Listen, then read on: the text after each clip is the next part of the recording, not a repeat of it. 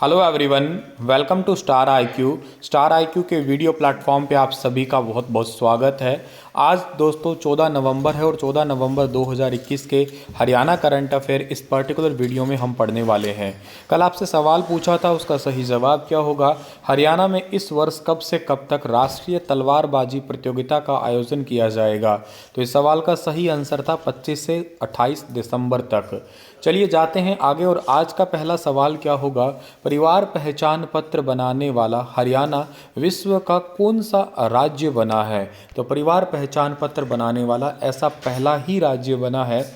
कहने का मतलब ना तो भारत के किसी राज्य में और ना ही भारत के किसी राज्य के अलावा कि दुनिया के किसी देश में ऐसा हो कि परिवार की आइडेंटिटी हो, एक परिवार के कितने मेंबर हो और उस मेंबर के हिसाब से ऑनलाइन चेक किया जा सके कि इस फैमिली मेंबर की इतनी इनकी इनकम है, इतने इतने मेंबर हैं। अगर किसी फैमिली मेंबर की किसी की डेथ होती है तो फिर उसे अपडेट करना, ये सब कुछ ऑनलाइन तरीके का काम जो है, ये हरियाणा राज्य ऐसी सुविधा देने वाला भारत का या दुनिया का पहला ही राज्य है। ये बात आपको याद रखनी है।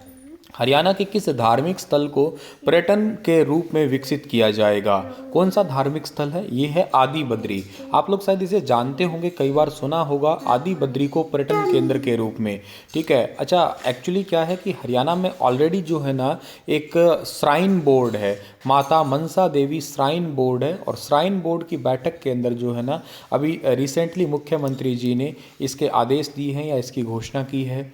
पर्यटक के रूप में आपको मैं पहले बताऊं तो एक 29 सितंबर 2021 को पंचकुला के मोरनी टिक्करताल क्षेत्र को पर्यटन केंद्र के रूप में ओपन किया है।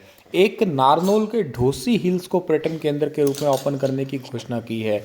और अब तीसरा आदि बद्री है, इस आदि बद्री को भी पर्यटन केंद्र के रूप में ओपन करने की घोषणा की है। तो तीनों बातें आपको याद रखनी है। आदि बद्री सरस्वती नदी के लिए बहुत ज़्यादा फेमस, अच्छे तरीके से जाना जाता है, तो इस बात को भी आप याद रखिएगा।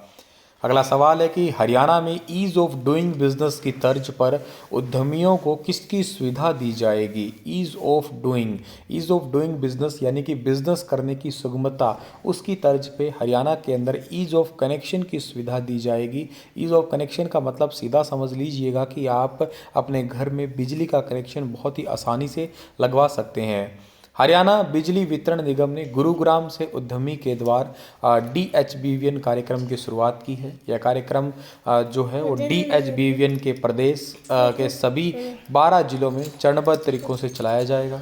ऐसे ही ये कार्यक्रम बाद में फरीदाबाद और रेवाड़ी में होगा और फिर करते करते हरियाणा के बाकी सभी जिलों के अंदर भी होगा जो DHBVN के अंतर्गत आते हैं।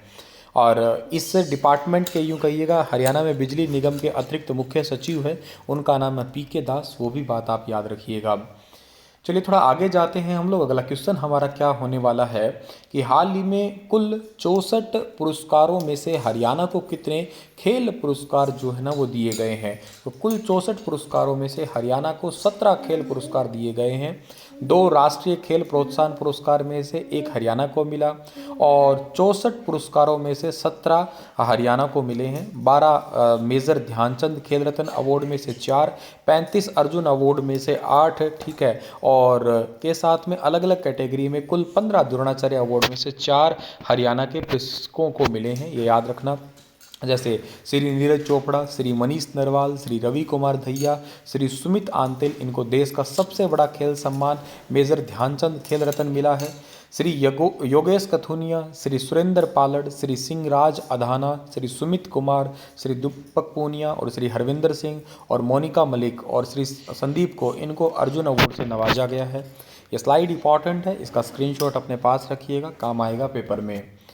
तो ये एक अखबार की न्यूज़पेपर की भी कटिंग है, ठीक है, इनके लिए एक सेपरेट वीडियो भी बना देता हूँ मैं आपको, ठीक है। यूपी में आयोजित सीनियर नेशनल कुश्ती चैंपियनशिप में हरियाणा के किस गांव की रितु दलाल ने गोल्ड जीता है? तो रितु दलाल जो है वो हरियाणा के मांडोठी गांव की रहने वाली है, यानी कि C ऑप्शन जो है सही रहेगा। झज्जर डिस्ट्रिक्ट के अंदर पड़ता है गांव मांडोठी और इसकी यहाँ की बहू है, यूँ कहिएगा रितु दलाल, इन्होंने गोल्ड जीता है। यूपी के अंदर सीनियर नेशनल कुश्ती चैंपियनशिप हुई है उसके अंदर।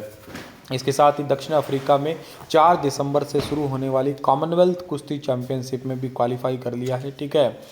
यूपी की नंदिनी नगर में 11 से 13 नवंबर तक सीनियर नेशनल कुश्ती चैंपियनशिप का आयोजन हुआ था। वहाँ पे जीती थी रितु। ठीक है, चलिए जी आगे जाते हैं। तो हाल ही में हरियाणा की किस यूनिवर्सिटी को खेल प्रोत्साहन पुरस्कार से सम्मानित किया गया है? खेल प्रोत्साहन पुरस्कार से सम्मानित किया गया है मानव रचना इंटरनेशनल इंस्टीट्यूट को, यानी कि डी ऑप्शन सही रहेगा।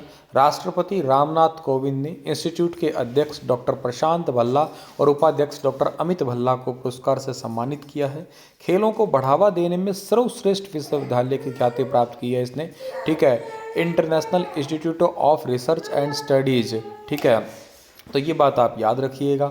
अच्छा, इस इंस्टीट्यूट जो है ना, इसकी स्थापना 1997 में की गई थी। और वैसे भी हरियाणा में एजुकेशन के मामले में ये बेस्ट इंस्टीट्यूट है। लास्ट ईयर जुलाई महीने के अंदर जो है अवार्ड भी दिया गया था इसी इंस्टीट्यूट को। दोस्तों, इसी के साथ में ये लेक्चर मैं समाप्त कर रहा हूँ। आपके लिए क्वेश्चन छोड़ के जा रहा हूँ कि हरियाणा के किस सेंटर को राष्ट्रीय स्तर पर बेस्ट इंक्यूबेशन सेंटर का अवार्ड मिला है? एबिक है, हरसैक है, हरियाणा कम्युनिटी सेंटर है, हरियाणा स्पेस एप्लीकेशन सेंटर है।